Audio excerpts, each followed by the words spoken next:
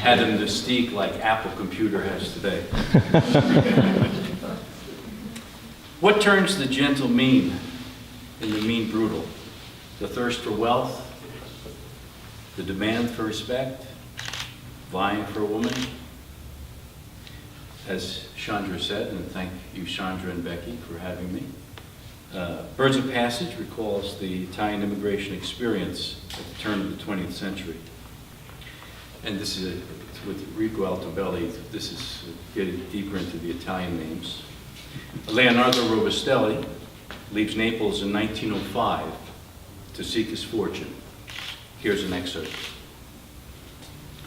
Leonardo's father, Nunzio Robustelli, dropped his mud-crusted shoes at the door and trudged into the kitchen. His 3-day grizzly beard was as coarse as a rhino's skin. He was a short, wiry man with a full head of black, swept-back hair. The shape of his eyes had earned him the nickname Chinaman from his fellow tenant farmers. He reeked of dirt and sweat. He headed straight for the jug of homemade red wine, grabbed a chunk of goat cheese, some bread, and plopped down at a wooden table next to Leonardo without a word.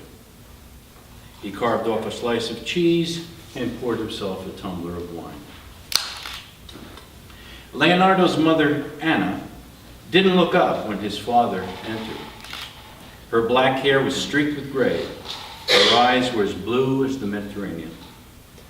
She stirred a black kettle of simmering tomato sauce on a wood-burning stove. The smell of garlic filled the house. A gray stone fireplace was opposite the table, and a beat-up pot filled with warm water for washing hung from an embedded cleat. Atop the crude beam mantel was a tiny oval tin-type picture of Nunzio in a military uniform. There were steps that led to a loft, Leonardo's parents' bedroom, with some simple wood furniture and a straw mattress. Leonardo slept on a narrow bed in the corner next to the fireplace. Leonardo never saw his father laugh. No matter how hard Leonardo tried, his father was never pleased.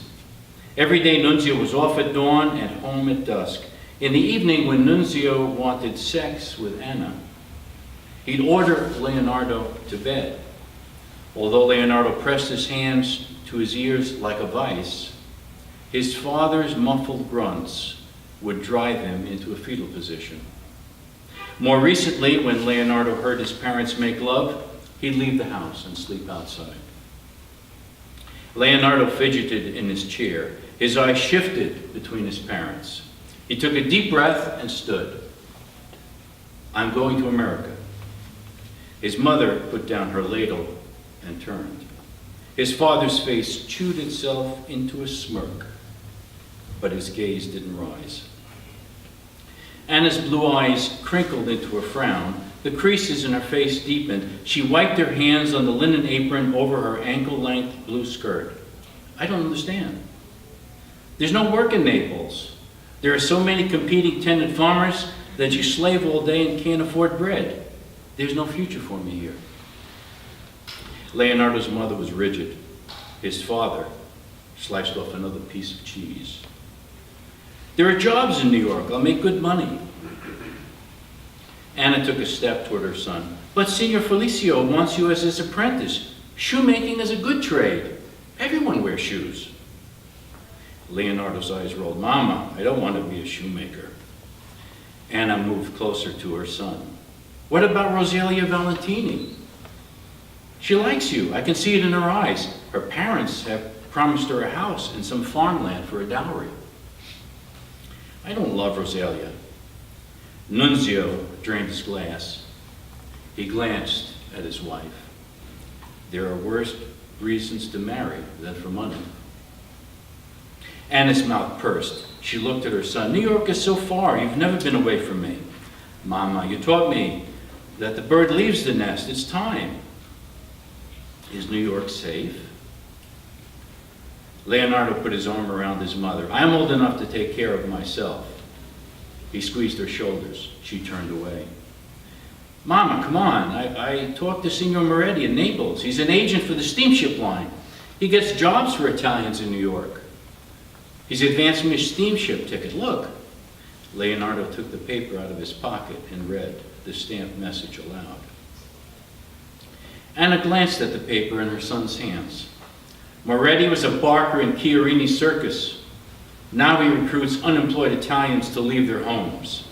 He's a money lender in a Giordano. He's traveled in trades and has experienced like it was jewels. Why do you trust him? I don't, but a man needs to make his own way. Nunzio leaned back. His chair creaked. He spoke slowly, as if to an idiot. Moretti would steal breast milk from a baby. He'll profit from you, not the other way around. He poured himself another glass of wine. Leonardo said, you don't want me to have my own money. You want me to remain under your control. Nunzio's face reddened. A few lire in your pocket won't make you a man. When will you complete your military service? The government won't forget you. When I come home. Nunzio faced Anna. I told you no good would come from his studying English. He waved at Leonardo. I warned you. Do what you want. Leonardo turned to his mother. Mom, it's 1905. Lots of Italians are emigrating to America. I'll make some money in New York. With steamships, I could be home in 10 days. He kissed her cheek.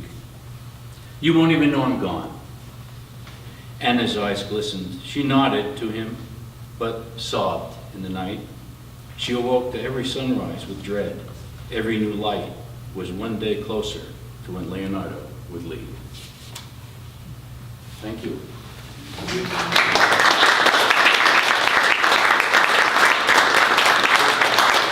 Any question, or we don't have? Yeah, any questions? Joe, maybe you could tell us a little bit about birds of passage. My lovely wife with a planted question. Oh, what a good question. So birds of passage, if we go back to Il Risorgimento, the coming together of Italy, which was completed around 1870, the South, the Mezzogiorno, had its own languages and its own culture. The North held the South mostly in disdain. And as one statesman put it, we formed Italy, now we must make Italians. The North's policies made an already poor southern Italy even poorer. And so the most successful export Italy had at that time was people. About 5 million Italians traveled to the United States between 1880 and 1920. And Italians were the first immigrants to the United States that actually returned to their home country. And so they'd come and work for a season and go back and come and work for a season. They made, a number of them made many trips, and so they were nicknamed birds of passage. And that's the derivation from the title. Thank you.